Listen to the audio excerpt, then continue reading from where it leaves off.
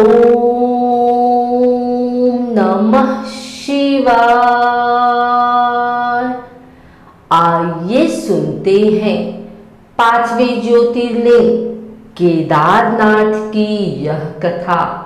स्कंद पुराण में लिखा है कि एक बार केदार क्षेत्र के विषय में जब पार्वती जी ने शिव जी से पूछा, तब भगवान शिव ने उन्हें बताया कि केदार क्षेत्र उन्हें अत्यंत प्रिय है। वे यहाँ सदा अपने गणों के साथ निवास करते हैं। इस क्षेत्र में वे तब से रहते हैं जब उन्होंने सृष्टि की रचना के लिए ब्रह्मा का रूप धारण किया था।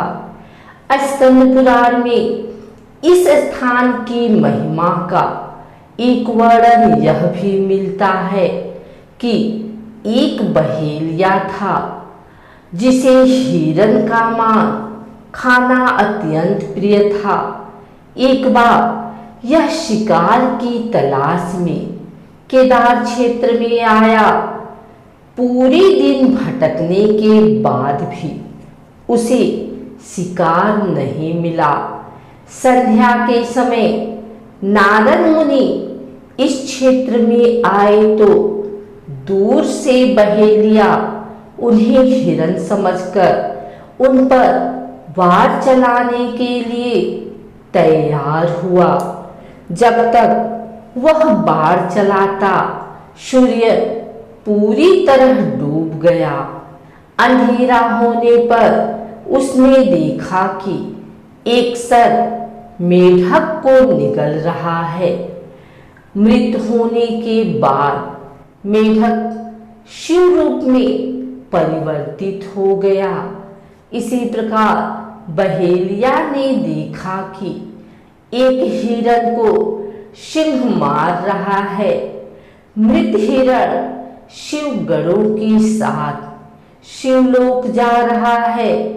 इस अद्भुत दृश्य को देखकर बहेलिया हैरान था। इसी समय नारद मुनि ब्राह्मण का वेश में बहेलिया के समक्ष उपस्थित हुए। बहेलिया ने नारद मुनि से इन अद्भुत दृश्यों के विषय में पूछा। नारद मुनि ने उसे समझाया कि यह अत्यंत पवित्र क्षेत्र है। इस स्थान पर मृत होने पर पशु पक्षियों को भी मुक्ति मिल जाती है। इसके बाद बहेलिया को अपने पाप कर्मों का स्मरण हो आया कि किस प्रकार उसने पशु पक्षियों की हत्या की है। बहेलिया ने नारद मुनि से अपनी मुक्ति का उपाय पूछा।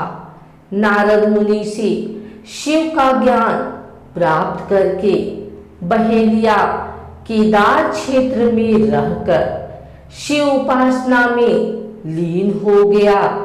मृत्यु पश्चात उसे शिवलोक में स्थान प्राप्त हुआ। केदारनाथ ज्योतिर्लिंग की कथा के विषय में शिव पुराण में वर्णित है कि नर और नारायण नाम के दो भाइयों ने भगवान शिव की पार्थिव मूर्ति बनाकर उनकी पूजा एवं ध्यान में लगे रहते। इन दोनों भाइयों की भक्तिपूर्ण तपस्या से प्रसन्न होकर भगवान शिव इनके समक्ष प्रकट हुए। भगवान शिव ने इनसे वरदान मांगने के लिए कहा तो जन कल्याण की भावना से इन्होंने शिव से वरदान मांगा कि वह इस क्षेत्र में जन कल्याण हेतु सदा विद्यमान रहें। इनकी प्रार्थना पर भगवान शंकर ज्योतिर्लिंग के रूप में केदार क्षेत्र में प्रकट हुए। केदारनाथ से जुड़ी पांडवों की कथा शिव पुराण में लिखा है कि महाभारत के युद्ध के पश्चात पांडवों को इस बात का प्रायश्चित हो रहा था कि उनके हाथों उनके अपने भाई बंधुओं की हत्या हुई है। वे इस पाप से मुक्ति पाना चाहते थे। इसका समाधान जब इन्होंने वेद व्यास जी से पूछा तो उन्होंने कहा कि बंधुओं की हत्या का पाप तभी मिट सकता है जब शिव इस पाप से मुक्ति प्रदान करेंगे।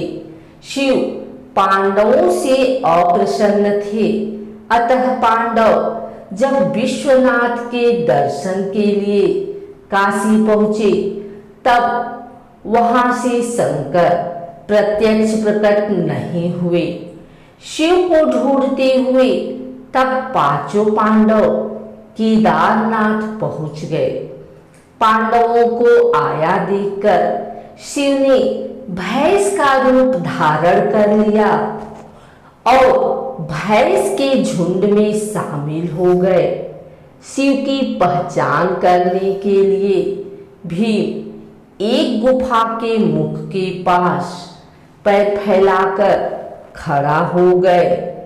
सभी भैंस उनके पैर के बीच से होकर निकलने लगी, लेकिन भैंस बने शिव ने पैर के बीच से जाना स्वीकार नहीं किया।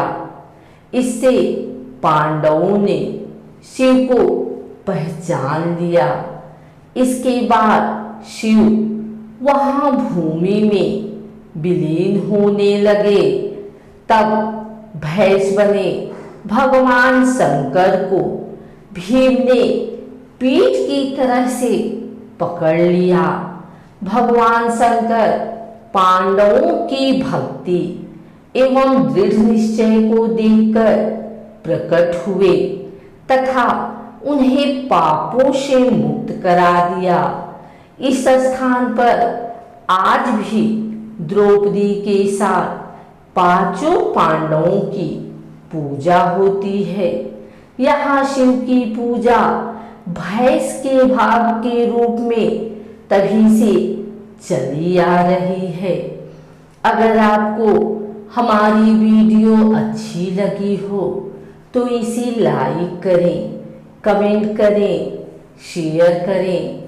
हमारे चैनल भक्ति गाथा को सब्सक्राइब करके बेल नोटिफिकेशन ऑल पर सेट कर लें ताकि आगे आने वाली वीडियो सबसे पहले आप तक पहुंच सके। धन्यवाद।